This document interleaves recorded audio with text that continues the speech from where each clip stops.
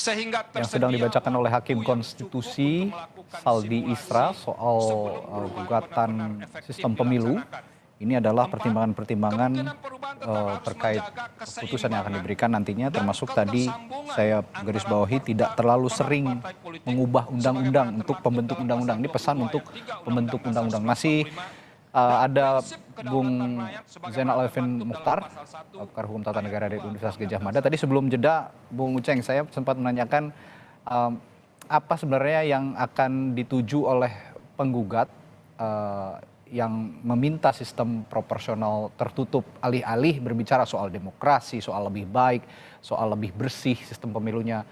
Apa yang ingin dituju kira-kira? Iya, yang pertama tentu kita tidak bisa menebak isi hati orang ya. Eee, tentu saja kita nggak Ya, bisa gitu loh. Kita nggak bisa kebayang sebenarnya apa maksud sesungguhnya. Tapi kira-kira, bisa kita lihat dari afiliasi, partainya dan afiliasi ke, pembelaan. Karena ini kan satu-satunya dan itu disinggung di putusan MK ya, ini satu-satunya barangkali permohonan ketika keterangan DPR itu menjadi ganda, 2 keterangan ya. DPR itu.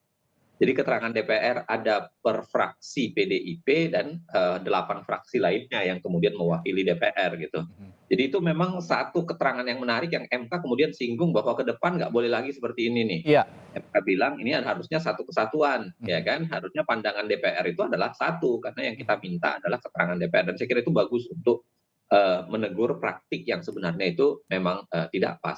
Nah, tapi balik ke sini saya kira artinya dalam perhitungan partai jangan-jangan khususnya PDIP yang mendukung betul proporsional tertutup, Betul. jangan-jangan mereka merasa diuntungkan ya. Mereka diuntungkan dengan proses tertentu melalui proses proporsional tertutup. Misalnya jangan-jangan mereka sudah punya survei internal untuk mengatakan kalau dia menjadi proporsional tertutup, jangan-jangan derajat keterpilihan partainya menjadi jauh lebih tinggi, ya. Hmm. Kemungkinannya misalnya beredar beredar yang mengatakan bisa sampai 28 sampai 35% dan lain-lain sebagainya itu soalan lain. Tapi saya kira jangan-jangan itu. Walaupun pada saat yang sama bisa jadi juga ada hal-hal yang ideal dibayangkan oleh PDIP. Misalnya adalah penguatan ideologi partai.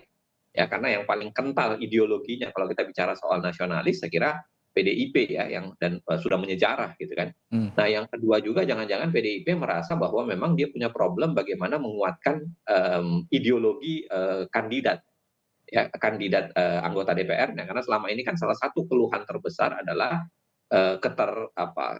gap antara kandidat atau gap antara anggota DPR-nya dengan Baik, ideologi partaiannya. Nah, Bung. kalau kita mau berprasangka